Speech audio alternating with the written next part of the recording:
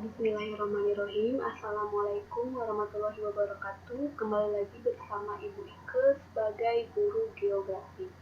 Nah, langsung saja ke materi pertama, yaitu bab 1 tentang percepatan pertumbuhan wilayah. Apa aja sih materinya?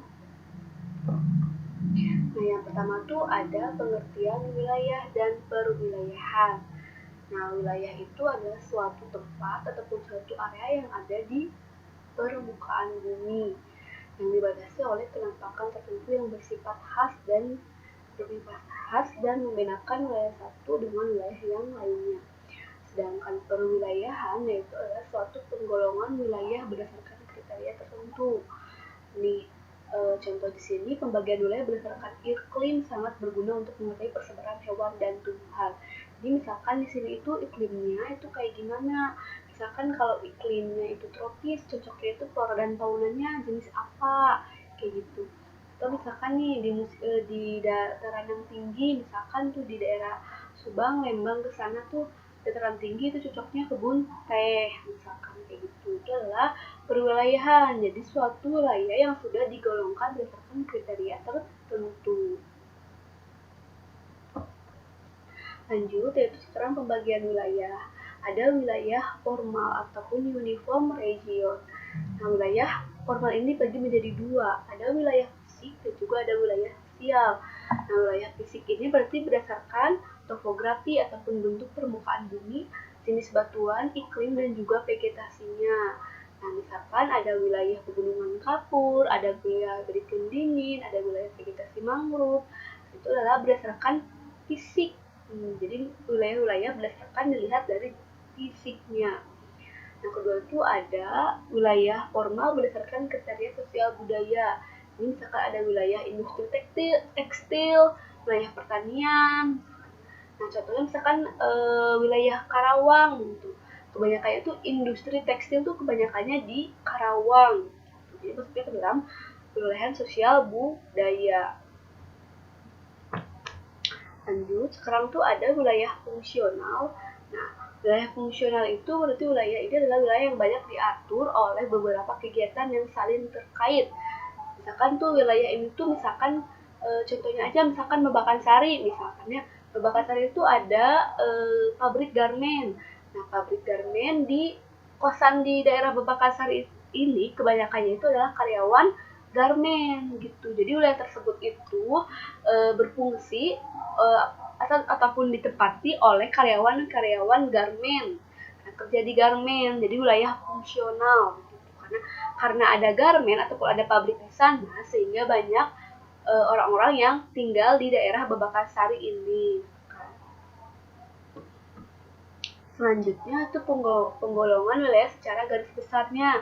Ada natural region, yaitu misalkan ada wilayah alamiah secara fisik, jadi dilihat oleh kenampakan alamnya seperti wilayah pertanian maupun kehutanan. Jadi wilayah ini adalah wilayah benar-benar alami. Misalkan tuh di daerah Lembang, tuh kan wilayah alami itu benar-benar pariwisata berdasarkan alam banget.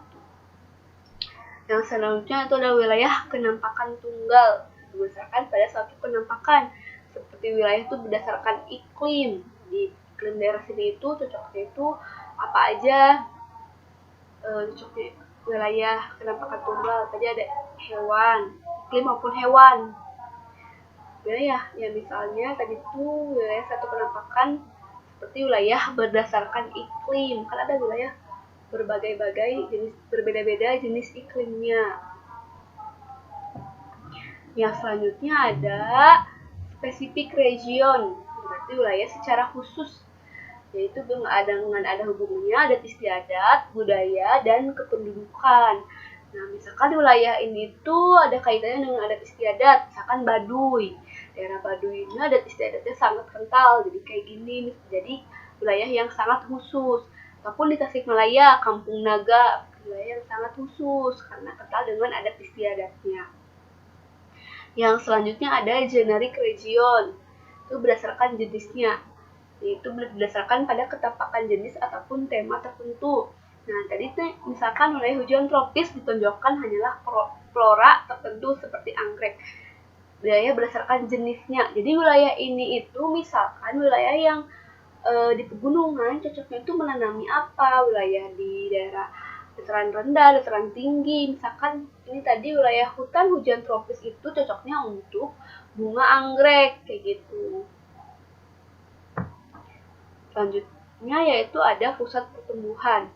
Pusat pertumbuhan yaitu pusat pertumbuhan wilayah itu merupakan pusat pertumbuhan yang lebih cepat dibanding dengan wilayah lainnya. Yang biasanya bisa menjadi pusat pertumbuhan karena biasanya itu kegiatan ekonominya sangat mempengaruhi wilayah sekitarnya. Jadi benar-benar menjadi pusat pertumbuhan wilayah. Misalkan kalau di Kota Bandung, daerah mana yang benar-benar sangat mempengaruhi kegiatan ekonominya. Misalkan daerah Kota Bandung yang cocok untuk kegiatan ekonomi sehingga mempengaruhi wilayah sekitarnya menjadi pusat pertumbuhan. Ataupun misalkan di Jawa Barat itu ibu kotanya emang Bandung karena emang pusat pertumbuhan ekonomi yang sangat bagus gitu sehingga orang-orang banyak merantau ke Kota Bandung. Contohnya kayak ibu. Nah, ini adalah faktor-faktor yang mempengaruhi perkembangan pusat pertumbuhan. Nah, dilihat dari lokasi. Lokasinya itu misalkan strategis apakah enggak. Terus yang kedua itu ada sumber daya alam. Nah, sumber daya alam itu sangat melimpah ataupun enggak. Dari sumber daya manusianya, apakah sumber daya manusianya itu misalkan berpendidikan, terus sumber daya manusianya itu memenuhi ataupun enggak. Kan misalkan nggak akan jadi pusat pertumbuhannya kalau tidak ada sumber daya manusia. Yang selanjutnya itu adalah topografi. Nah, misalkan menjadi pusat pertumbuhan, kita harus dilihat dulu dari segi topografinya, daerah permukaannya, apakah daerah ini tuh rawan bencana. Nah, kalau misalkan daerah ini rawan bencana kan tidak akan menjadi pusat pertumbuhan. Yang kedua tuh ada fasilitas penunjangnya. Nah, kalau di daerah ini misalkan ada fasilitas apa saja yang menunjang untuk mempengaruhi perkembangan pusat pertumbuhan, misalkan kayak transportasinya banyak, fasilitas kesehatannya, ataupun yang lainnya. Yang kedua tuh ada industri. Nah, misalkan perkembangan saat itu gara-gara adanya industri. Nah, misalkan banyak orang-orang juga yang merantau ke Karawang ataupun ke daerah lain karena terkenal dengan industrinya. Dan sosial budaya masyarakatnya yang terakhir. Kayak gimana sih sosial budaya masyarakat ataupun perilaku masyarakatnya?